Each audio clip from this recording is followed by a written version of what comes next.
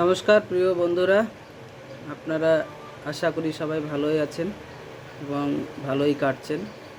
তবে আপনারা ইতিমধ্যেই শুনে ফেলেছেন যে 25,000 26,000 মতো চাকরি আমাদের হাইকোর্টের বিচারের হারিয়ে ফেলেছে।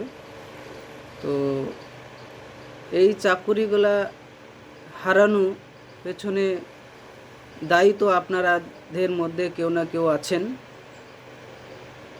এমন না হয় যে আপনারা সবাও হয়তো আছেন। তো এই আপনারা যে সত্যি বলছেন না মিথ্যা বলছেন সেটা তো আপনারা নিজেরাই জানেন ভালো, যে এর আসলটা কি, সত্যটা কি। আপনারা টাকা দিয়ে চাকরি নিয়েছেন, এর মধ্যে হয়তো হতে পারে, পাওয়া যেতেও পারে যে এমন একজন আছেন যে চাকরি পেয়েছেন অথচ টাকা দেননি। কিন্তু এটা আপনাদের মধ্যে তো অন্যায় আপনারাই করেছেন। 100 জনের মধ্যে করেছেন তো কিছু পার্সেন্টেজ। তো সেটাই বা কিভাবে সম্ভব অন্যদের বোঝা যে আপনারা ঠিক বলছেন না ভুল বলছেন, মিথ্যা না সত্য। আজকে চিন্তা করুন, যে সমস্ত ছেলেরা পড়াশোনা করেছে, দিনরাত্রি খেটেছে, তাদের পরিবারের কষ্টের কথা দূর করব ভেবে পড়াশোনা করে পরীক্ষা দিয়েছে। আর আপনাদের মধ্যে কিছু আছেন শিক্ষক যারা স্কুলে পড়াচ্ছেন বা শিক্ষা দিচ্ছেন, তারা হঠাৎ জাম করে স্কুল পৌঁছে গেছে। মানে কেউ যাচ্ছে ট্রেনে বাসে আর আপনি গিয়ে হেলিকপ্টারে গিয়ে স্কুলে পৌঁছে গেছে, এমন অবস্থা আপনাদের। তো আপনারা তো কষ্টের কথা জানেন না, পড়াশোনা করাটা কতটা কষ্টের। আপনারা গিয়ে স্কুলে ঘুমাচ্ছেন। স্টুডেন্টরা যদি আপনাদেরকে জিজ্ঞেস করছে, ছাত্ররা, স্যার এটা কী হবে, তো বস তাকে ধমক দিয়ে দিচ্ছেন, সে চুপচাপ থেকে যাচ্ছে। তো এই তো আমাদের বর্তমানের পরিস্থিতি। এবার বলি, যারা টাকা দিয়েছেন, তারা, যাদেরকে টাকা দিয়েছেন তারা আপনাদের চোখের সামনে আছে তো? দেখে রাখুন, তারা আপনাদের চোখের সামনে আছে না আপনি হয়তো দেখতেই পাচ্ছেন না তাদেরকে। তো আপনাদেরকেও বলছি, চাকরি প্রার্থী যারা চাকরি হারিয়েছেন, যে দেখুন, চোখের সামনে তাদেরকে দেখে রাখুন। আপনারা চাকরি হয়তো ফিরেই পেলেন না, তো আপনার তো টাকা লাগবে, টাকা তো আপনাকে ফেরত দিতে হবে। হাইকোর্ট বিচারাধীন যা বলে দিয়েছে আমাদের বিচার ব্যবস্থা থেকে, তো টাকা তো আপনাদের ফেরত দিতে হবে চাকরি না ফেরাতে পারলে। দুটো রাস্তা আছে, একটা হয় চাকরি ফেরাতে হবে, আর নাহলে আর একটা রাস্তা, চাকরি আপনাদেরকে টাকা ফেরত দিতে হবে। তো টাকা ফেরত দিতে গেলে তো আপনারা পারবেন না। আপনারা তো টাকা মাইনে নিয়েছেন, বিন্দাস খেয়েছেন, দিয়েছেন, ঘুরেছেন, বোর ফ্যাকাম দেখিয়েছেন, ভালো ভালো দামি দামি মোবাইল কিনেছেন, কেউ গাড়ি কিনেছেন, বড় বড় বাড়ি হাঁকিয়ে দিয়েছেন। এই তো আপনাদের টাকার অবস্থা। তো এত টাকা ফেরাবেন কোথায় থেকে? 1,000 টাকার ব্যাপার বলুন তো। আজ 30-40 লাখ টাকা এক একজনাকে কমসে কম ফেরত দিতে হবে। এত টাকা আপনারা গোছাইতে পারবেন ম্যানেজ করতে ফেরত দেওয়ার জন্য? আমার মনে তো হয় না পারবেন না। হয়তো মুষ্টিমেয় হয়তো কয়েকজন পারবেন, বাদ বাকিরা কেউই পারবেন না। তো যাই হোক, ওদেরকে দেখে রাখুন, যাদেরকে টাকা দিয়েছেন, যে টাকাটা তাদের কাছ থেকে আদায় করবেন, পুরো টাকাটা, যত টাকাই লাগবে ফেরত দেওয়ার জন্য, পুরো টাকাটাই তাদের কাছ থেকে নিতে হবে আপনাকে। আপনি যেটা দিয়েছেন সেটা নয়, সুদ সমেত যত টাকা স্যালারি পেয়েছেন, আপনি খেয়েছেন, সব টাকা আপনি ধরুন যাকে টাকা দিয়েছেন তার আপনি লেবার ছিলেন, তার আপনি লেবার খেটেছেন, কি তো আপনি টাকা দিয়েছেন, তার লেবারে জয়েন্ট হয়েছেন, কাজ করেছেন, টাকা পেয়েছেন। এবার কি আপনি হয়তো কিছু ভুল করে ফেলেছেন, তো সে ভুল তো আর আপনার নয়, কোম্পানি ভুল করেছে, কোম্পানির দোষ, তো কোম্পানি টাকা ফেরত দেবে। তা আপনার কোম্পানি, আপনি যাকে টাকা দিয়েছেন সেই আপনার কোম্পানি, তার কাছ থেকে আপনাকে পুরো টাকাটা নিয়ে হাইকোর্টে ফেরত দিতে হবে আপনাকে, না তো আপনাকে তো হাইকোর্ট ছাড়বে না, আইন তো আপনাকে ছাড়বে না, আপনাকে টেনে হিঁচড়ি নিয়ে চলে যাবে আইন। তো ওই বন্দি ঘরের ভিতরে থাকার থেকে বাইরে থাকাটা আপনার পক্ষে অনেক ভালো, কারণ আপনার ফ্যামিলি আছে, আপনার বাড়িতে বউ ছেলে আছে, মা বাবা আছে, তাদেরকে আপনাকে দেখতে হবে। চাকরি চলে গেলে আপনাকে অন্য কোনো সিদ্ধান্ত নিতে হবে, যে যাতে আমার খাওয়া দাওয়ার, আমার রোজগার জোগাড় করতে পারি। নয় আপনাকে চপ শিল্প করতে হবে, নাহলে দোকান করতে হবে, বিজনেস করতে হবে, কোথাও আপনাকে জয়েন্ট হইতে হবে, কোথাও লেবার খাটতে হতে পারে। আমরা তো আমাদের চোখের সামনেই অনেকেই দেখতে পাই, অনেক ছেলেপুলে পড়াশোনা করেছে, চাকরি না পাওয়ার জন্য কেরালায় যাচ্ছে। তো আপনাদেরকেও যেতে হইতে পারে। কী ভাবছেন আপনারা ভালো লোক নাকি? আপনারাও তো ভালো লোক না, আপনারা ঘুষ দিয়ে চাকরি নিয়েছেন। তা আপনারা তো সব থেকে সমাজের খারাপ লোক, আবার স্কুলে পড়ান। তো আমরা আমাদের ছেলে মেয়েদেরকে পাঠাচ্ছি খারাপ লোকের হাতে শিক্ষা নিতেই। তো আমাদের ছেলে মেয়ে ওই জন্যই তো ফ্রি ফায়ার খেলে আজকাল। আপনারা চিন্তা করবেন না, ছেলেপিলে আমার মনে বলে স্কুলের অর্ধেক 90% ছেলেপিলে ফ্রি ফায়ার খেলে আজকে, এমনকি মেয়েরাও শুরু করে দিয়েছে ফ্রি ফায়ার খেলতে। কেন? এর পেছনে কারণ হচ্ছে আপনারা ঘুষ দিয়ে চাকরি নিয়েছেন, আপনারা তো পড়াশোনা করাইছেন না, ওরা ফ্রি ফায়ারে ব্যস্ত। আর দিদিও জানেন, হ্যাঁ, যে এরা তো ঘুষ নিয়ে চাকরি নিয়েছেন, তাহলে এদেরকে ফ্রি ফায়ার খেলার জন্য কি করতে হবে? একটু পড়াশোনা করলে তো এরা আবার না গর্জে উঠে, কারণ সততার উপর গর্জে উঠতে পারে। তার জন্য মোবাইলের কেনার টাকা দিয়ে দিচ্ছে, যাও মোবাইল কেনার টাকা দিয়েছি, তুমি দেখো কি দেখবা, তো ফ্রি ফায়ার খেলো, নাই তো আপনি শর্ট ভিডিও দেখো, টাইম পাস করো।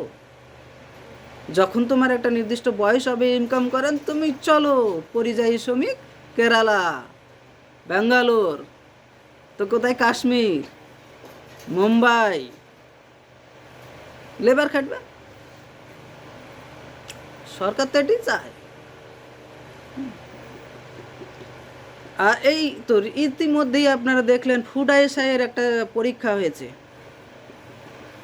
আপনারা সবাই কম বেশি জানেন ফুড আইএসআইয়ের পরীক্ষা হয়েছে।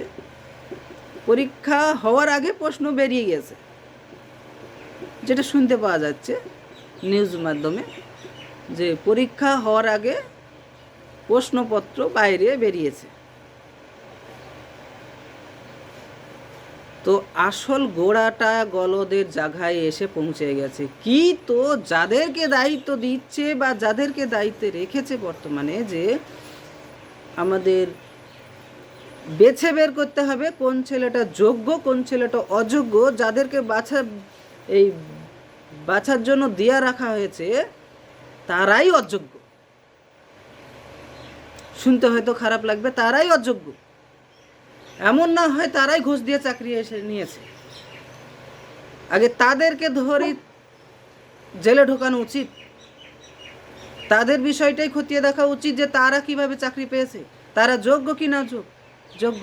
তাদের পুনরায় পরীক্ষা নেওয়া উচিত আমার মনে হয়, যে যারা যোগ্য প্রার্থী তারা বাছাই করতে সক্ষম। আমার মনে হয় না তারা সক্ষম। যদি সক্ষম হতো বাছাই করার জন্য, তো যে 5,000-এর কথা বলা হয়েছে না, 25,000-এর মধ্যে যে 5,000 কি অযোগ্য প্রার্থী, বাদ বাকি সবই নাকি যোগ্য, তো অযোগ্যরা আবার ঢুকলো কিভাবে? আপনি যদি বাছাই করে নেবেন, বছরে কটা চাকরি দেয় সরকার? সরকারি চাকরি কটা হয়? যে সামান্য কটা চাকরিতে গিয়ে আপনাদের ওই ভিড়ের মধ্যে ঢুকে পড়েছে 5,000 লোক অযোগ্য, যাদের যোগ্যই নাই। আপনাদের এত চাকরি দিয়ে যাচ্ছেন যে আপনারা ঠিকঠাক মানে বাছাই করতেই পারছেন না, খাতা দেখতেই পাচ্ছেন না, হিসাবই করতে পারছেন না।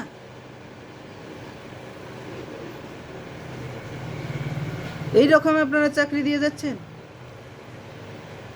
আর যারা চাকরি হারিয়েছে তাদেরকে বলছি সুদের টাকা আর নিয়েন না।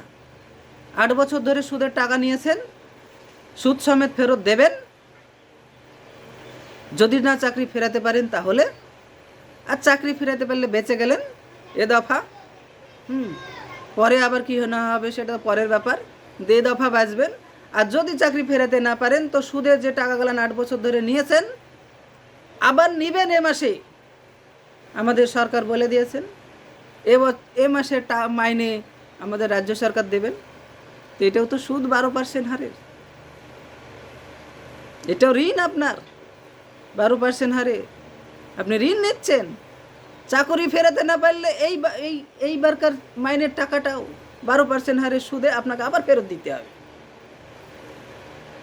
তো সুদে টাকা নিয়েন না, পারলে চাকরিটাকে বাঁচান, তো বাঁচবেন, জোর ঝামেলা থেকে বাঁচবেন। সুদের টাকাটা আর নেওয়ার চেষ্টা করেন না। যেগুলো নিয়েছেন সেগুলাই এখন দেখেন ফেরত দিতে পারেন কি না, কারণ আইন আপনাকে ছাড়বে না। টাকা আপনার কাছ থেকে উসুল করার জন্য আইনীয় ব্যবস্থা নেবে। সে আপনার জমি জায়গা ভয় বিটটা হয়তো বাড়ি ঘর যা আছে সয় সম্পত্তি সবই বাজেয়াপ্ত করবে, নিলাম করতে পারে, বা আপনাকে জেলে নিয়ে গিয়ে খাটিয়ে শোধ করে নিতে পারে। তো টাকা আদায় করে নেবে সরকার, আইন আপনার টাকা আদায় করে নেবে। আর যে আপনারা চাকরি যদি না বাঁচাতে পারছেন তাহলে আবার 12% হারে আবার সুদে টাকা নিচ্ছেন, এগুলো না আবার আপনার ঘাড়ে বোঝা চাপবে। আর রাস্তায় গিয়ে বসে আপনারা যে ধর্না ধরে বসে আছেন, কদিনের ধর্না, আপনারা কি ভাবছেন আপনাদের এই মরা কান্নাতে, নাটকের কান্নাতে মন গলে যাবে হাইকোর্টের, সুপ্রিম কোর্টের? 8